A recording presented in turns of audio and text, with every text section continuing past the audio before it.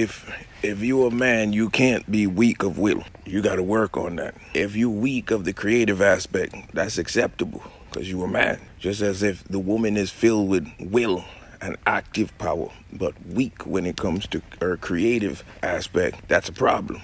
When you fast, a fast is a test of might and will in order to get to an end. So sometimes for the woman it's a bit more acceptable, but for men who are trying to seek ulterior ways of getting rid of lust and those infernal type of things, there is no other option. That is the first grade for somebody beginning. Some of y'all want to do or go the esoteric route. But you always got to remember, the man that you see using the esoteric route or telling you of the possibility of the esoteric route, he ain't tell you what he had to do to go get there. But he had to do the same thing. No man who is weak of will can conquer these things. You must conquer the will. You must deny yourself and carry your cross. So I will never give you nothing opposite the law. When you reach that level of excellency, then you're going to get the remedy that matches your grade. You're not going to get nothing a grade above where you are. So most of you where you are now is at the point where you need to learn to deny yourself. So you ain't gonna escape the steps. The only thing I could do is make them a bit more clear, which I did. I wrote it down. You see, you the Jew with your Levite, included in the doctrine, which is your Bible, the remedy for your return, because you were cut off and disconnected. You Judah, as the lawgiver, will teach it to all the others, Israel and Jacob, and then to the Gentiles. The program or requirement remains the same for your renewal or your connection, which is Genesis 1 and 29, which is what you are to do or what you are to eat, and then Haggai 2 and 12, which is what you are not to consume or eat. We now are subject or born subject to all infernal beings, diseases, larvae, phantoms, elementals, malignant spirits of all kinds, and individuals who have these traits or are under the influence of these grotesque inversions of nature. This is because of our deviation from law today and yesterday. They serve as the hand of severity. The Kabbalists call it Geburah. The law, what you are to do, what you are to eat. Genesis 1 and 29. Herb bearing seed, tree bearing fruit, and it shall be for your meat. Meat, M-E-E-T, for your purpose in context. Now you must keep in mind this instruction is given to the Adam Cadman, the etheric body, the astral body. Man not yet in a physical body. So there is an instruction that is needed to maintain it. The astral body cannot be constructed by any other means than this.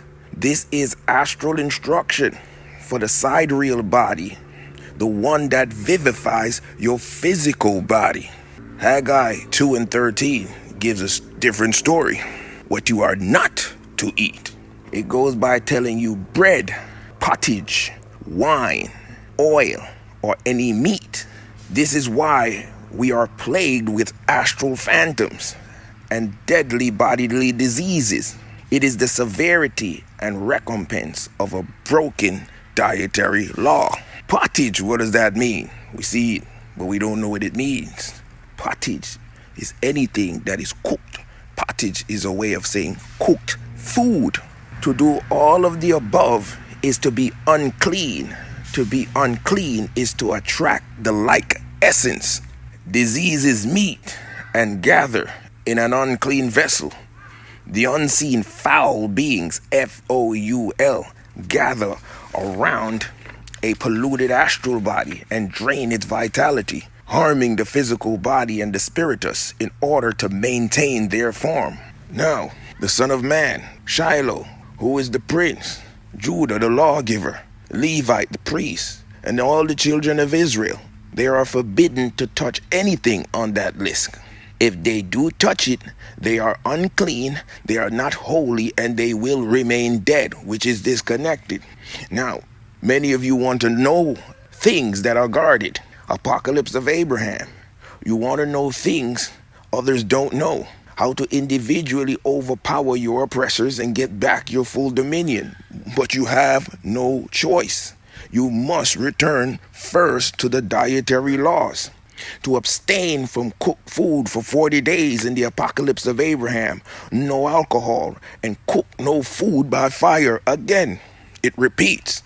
Apocalypse of Abraham also makes it clear that those demons of lust or whatever other vices you have, to do the 40-day fast the right way and not add things into it, because I see many of you do the fast and you still come and tell me you have that issue. It means you didn't do the fast the correct way. You started to add your own ideas into the fast. Fruit, leafy greens, that was the instruction. Not dehydrated this, wraps with this and that. Stop adding to it and stop coming up with your own inventions and do it as it is if that's what you desire to do. Now each and every book, each prophet comes and reiterates the law in just a different way. It's amazing to me how everybody didn't see it or it slips by them. Ezra 9 repeats the same thing with a little more meat. It says, this world is corrupt in its ways, meaning nothing in it is true. Everything we learned is a lie. We and our ancestors have inherited lies and have become corrupt in our ways. Now, to admit this and admit we have been tricked or we are in error is our first step to freedom. So this is not for those of you who love your own opinions and you're afraid to lose them.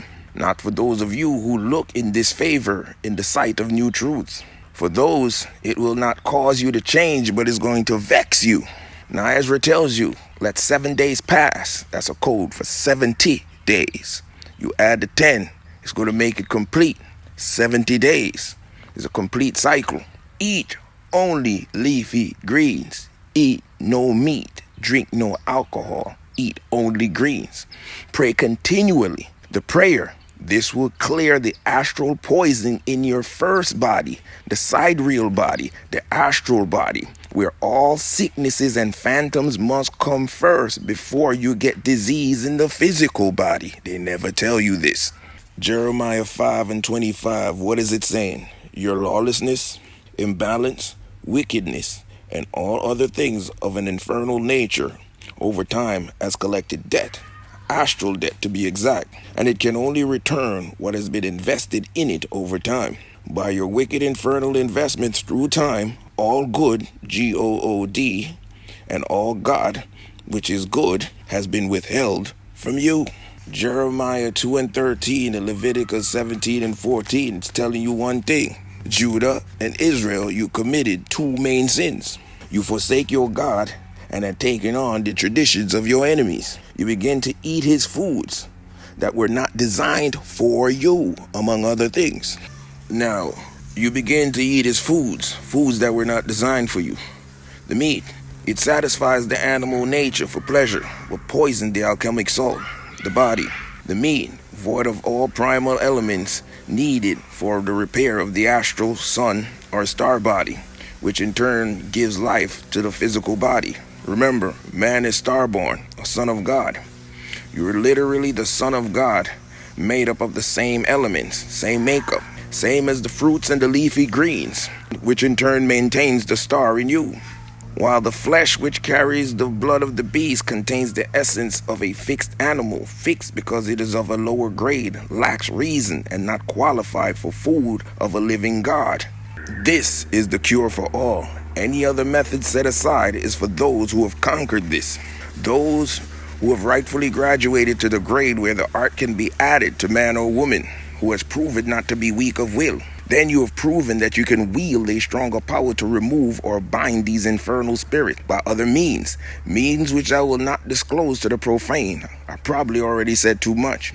You eat for the eternal, astral, etheric body, the first Adam created. It is the overseer of the salt, the physical body, man of dirt, earth, physical. To eat for the physical body is the death of the astral body, and the silver cord which connects the two will sever.